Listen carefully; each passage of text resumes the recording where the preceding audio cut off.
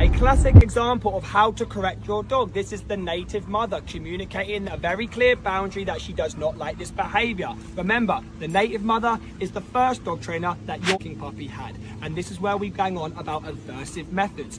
While we are always banging on about psychological techniques to reverse behavioral issues, a lot of dogs do need this extra level of aversiveness. And for you morons down that phone that think doing these types of physical forceful approaches towards a dog is inhumane, you're a moron. If the native mother communicates to her own puppies like this, who are you to think that you're above that dog? You're an idiot, and this is why you have absolutely no control over your animal, because you're.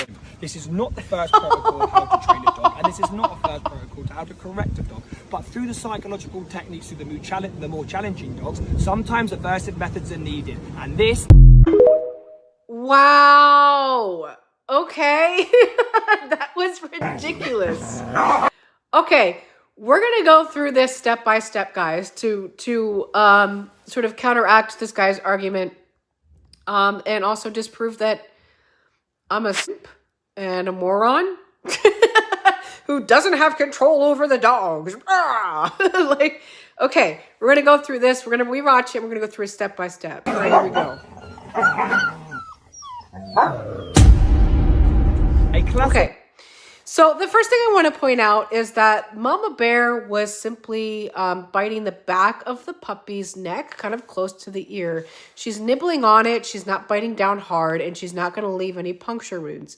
Now, if that does ever happen, that's a real issue. That usually means that Mama Bear is very stressed. Sometimes that does happen.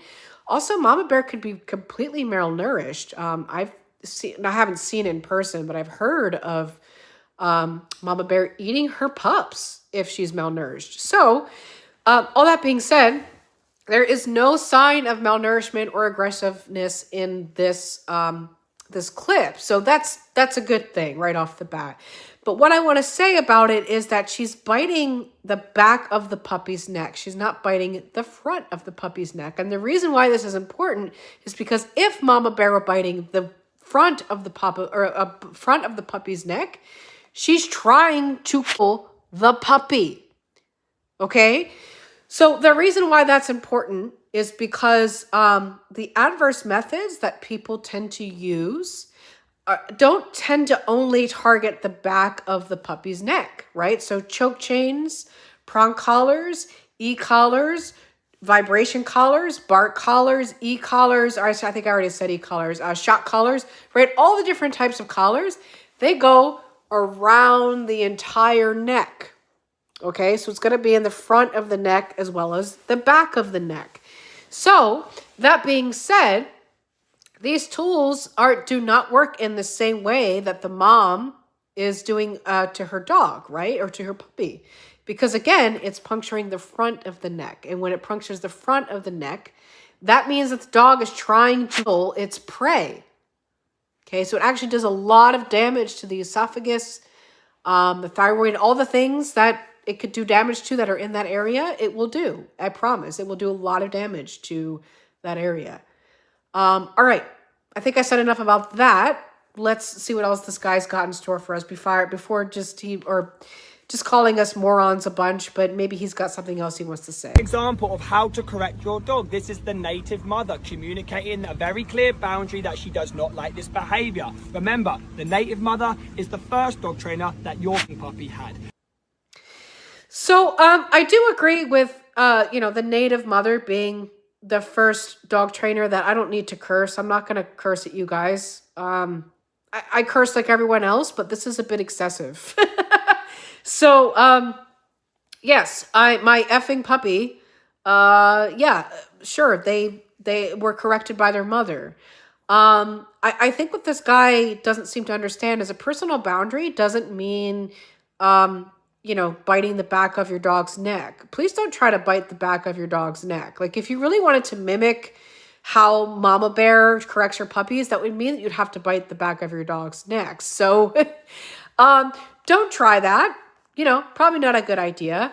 But also, I think when it comes to human to dog interaction, I think that most of human to dog interaction personal boundaries revolves around body language, right? So I definitely recommend maybe, using your body to stand in front of something, right? So, or maybe stand on top of something. So one thing I'd like to teach people is kind of how to claim ownership over a dog's bowl. Now, you should not try this if your dog has any signs of resource guarding, because there's steps that you want to take to get to this point, okay? You don't want to just put the bowl down and stand on top of the bowl, okay? If your dog is showing signs of showing teeth, you probably want to practice some techniques, practicing leave-its and drops first before you even get to this point. But I do think it's a good idea to use your body to stand in front of the bowl before you feed your dog, right? So put the bowl on the ground, stand in front of that bowl, and then release your dog to the bowl when you remove your body away from the bowl. So that is a good way of using, or a good example of using a personal boundary, of setting a personal boundary by using body language and not having to use any kind of tools like a prong collar or e-collar or bark collar, okay? And this is where we bang on about aversive methods. While we are always banging on about psychological techniques to reverse behavioural issues, a lot of dogs do need this extra fucking level of aversiveness. And for you morons down that phone that think doing these types of physical and forceful approaches towards a dog is inhumane, you're a moron. Okay, so first of all, again with the cursing, I don't know why it's so excessive.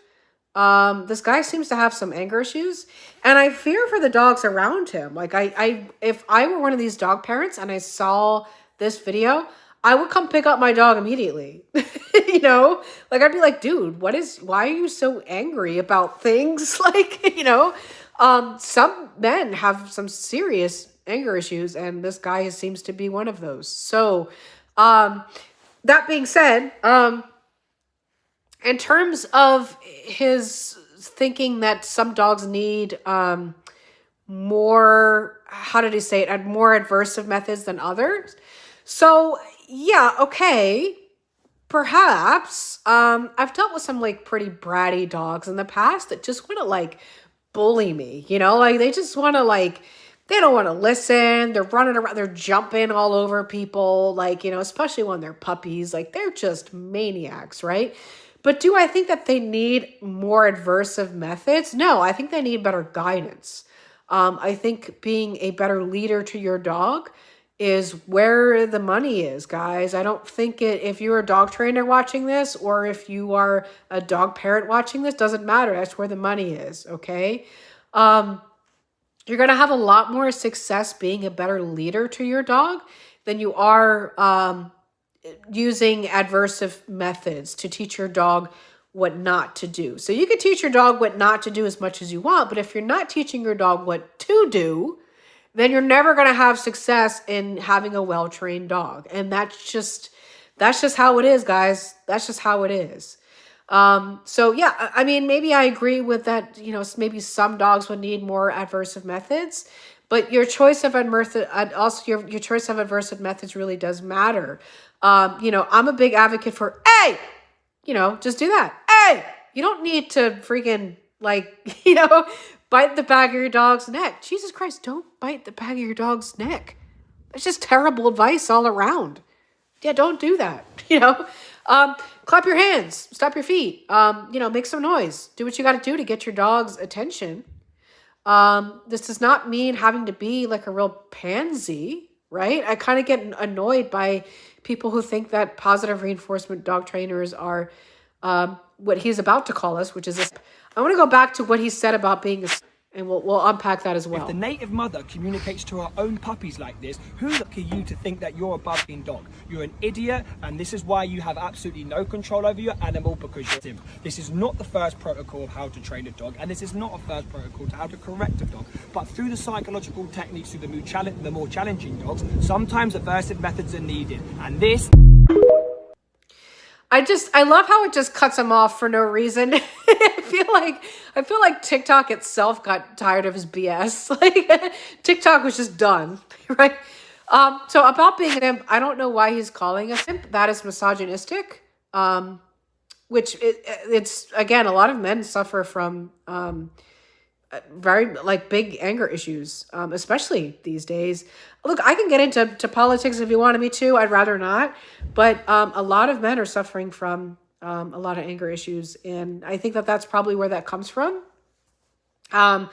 You can look it up if you want to. I'm not going to try to pull it up because I'm just on this app right now. But a simp is somebody who does a lot for women and doesn't get any like coochie out of it, really. Like they're not, they never have like a girlfriend, but they enjoy pleasing women. They enjoy, spending a lot of money and making women feel pretty, because we're so pretty. And I don't say anything wrong with that. I love them. I think they're great.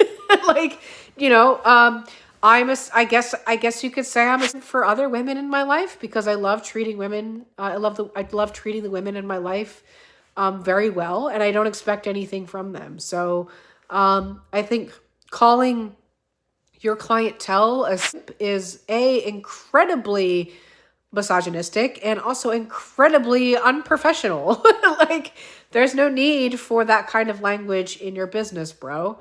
So I don't know who this guy is, and my intent is never to bash someone else's business. So I'm not going to give this person's name.